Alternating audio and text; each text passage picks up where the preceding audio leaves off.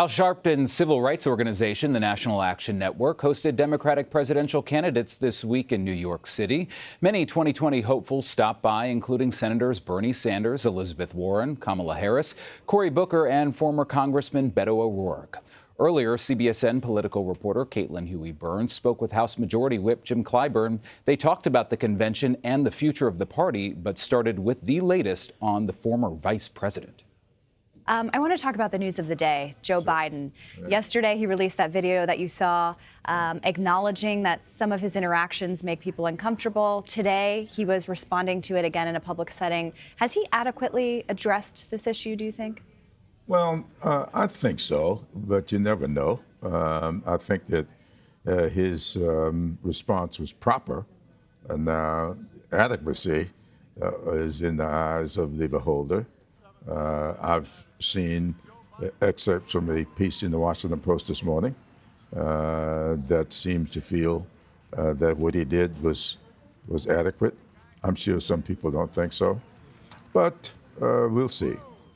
Do you think that he has a place in this primary? It's a very diverse field so far, and there are these questions about where he fits in. He seems like he's prepared to make a run for it. What do you think? I think he does. And I think that if he doesn't do anything else, he will elevate the discussions. He has 8 years of experience as vice president. He was in the Senate for such a long time. He has the expertise that I think will give rise to discussions that you need to have in this primary. I think it would be a mistake for us to go through this primary and not having the benefit of his wisdom.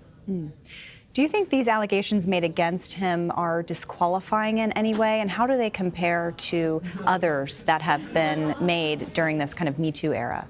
Absolutely not. They're not disqualifying at all. Everything I've seen, it was about being uncomfortable, not being harassed, not being assaulted, just made me feel uncomfortable. Well, I often think about an experience I had in a session years ago when I was doing voluntary work in Our Lady of Mercy neighborhood house, when a nun said to me that every time I looked at her, she felt uncomfortable.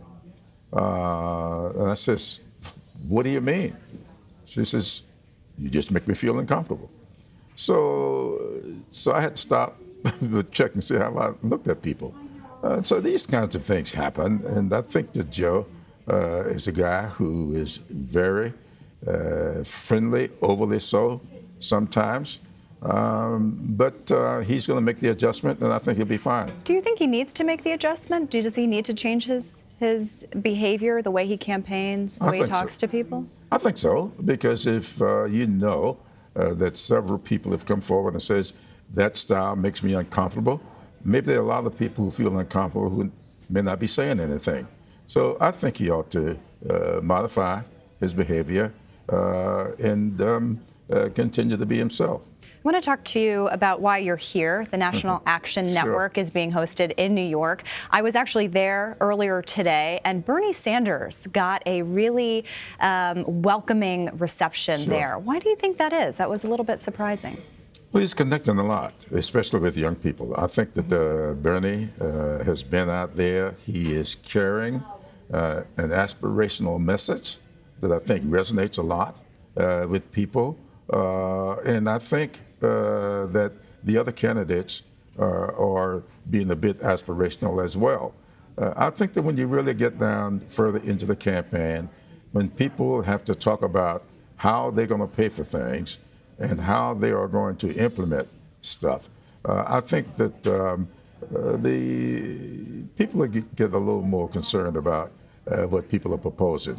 It's pretty easy to talk about all these things that cost billions of dollars, even trillions, and not have to talk about how you're going to pay for it. Well, you mentioned some of these proposals. They've become kind of mainstream in the party. Things that Bernie Sanders had advocated for are now kind of baselines for entry for a lot of these Democratic candidates. Are you concerned at all about the way the party is moving on some of these issues? Is it moving too far to the left in your view? Well, I think that when we get to our convention and we lay out a platform for the American people, that will determine who and what the party is all about. Now, everybody is jockeying for positions. Everybody wants their ideas out on the table, and it's good to have that discussion. I don't think that people will judge the party itself by what the candidates say. They will be looking at what we do in our convention, who our nominee will be, what our platform will read like, and then I think we'll go out before the American people and say this is who and what we are as a party. Right now, a bunch of aspirants, and they should go at it. Healthcare is such an important issue for Democratic voters. We saw that in 2018. We're seeing that already in the primary. Several of these candidates have embraced a Medicare for all type system. What do you make of that? Is that realistic? Is that where the party should be? Should everybody be saying, I support Medicare for all? Once again, that's aspirational. I have said to everybody that I treat healthcare like I treat the Civil Rights Act. I've called it the Civil Rights Act of the 21st century. In fact, Martin Luther King Jr. back in 1966 said that of all of the inequalities that exist, he thought that the inequities in healthcare were the most shocking and inhumane. I believe that to be true. So what I feel is that we have to do these kinds of things incrementally. The Civil Rights Act in 1964 didn't have voting in it, didn't have housing in it. It didn't even apply to the public sector until 1972. And so what I think we ought to do is put in place, as we have done with the Affordable Care Act, revisit that as often as we possibly can and build upon that. And if in the end you get to something that's equivalent to Medicare for all, then so mote it be, but not to try to bite off all of this at one time. I want to ask you about the president's tax returns. Do you think we're ever going to see them? I'm not too sure we'll ever see his tax returns because now we're looking at, if you look at the law, Richard Neal has requested his taxes. The law says the secretary shall. Now the IRS commissioner is now saying, I'm not the secretary. And so the secretary has to give him his tax returns, not the IRS commissioner. So we are going to be fighting that battle for a while. What I do know is that if it's up to the secretary, Mnuchin will never, ever allow those taxes to be released. There may be some other way. How far are you willing to go? How far are Democrats willing to go to try to get those tax returns? And is there a concern, too, that it would take away the focus on the returns if the president's not going to hand them over, that it would take away from some of these other issues that you're talking about, health care, housing, equality, other issues that Democrats want to address? Well, it shouldn't take away from it. Richard Neal is chair of the Ways and Means Committee. Go ahead and do your work. We've got people over on judiciary. Nadler chairs that. He doesn't have anything to do with taxes. He's got a job to do. My good friend Elijah Cummings, he has government oversight. Do your work. In fact, there have been 6 subcommittee chairs that have written a letter asking for certain aspects of Trump's activities to be handed over to them. So I don't think one has to wait on the other. They all can do what they need to do. Do you think impeachment of the president is off the table? And do you have confidence in William Barr, the Attorney General, and his handling of the Mueller report? Well, I think I joined with Nancy Pelosi in saying that it should be off the table weeks ago. But let me tell you something. If it holds that this president cannot be indicted, and we now know from a lot of the people who put this together that there are things that this Attorney General may not be sharing with the public.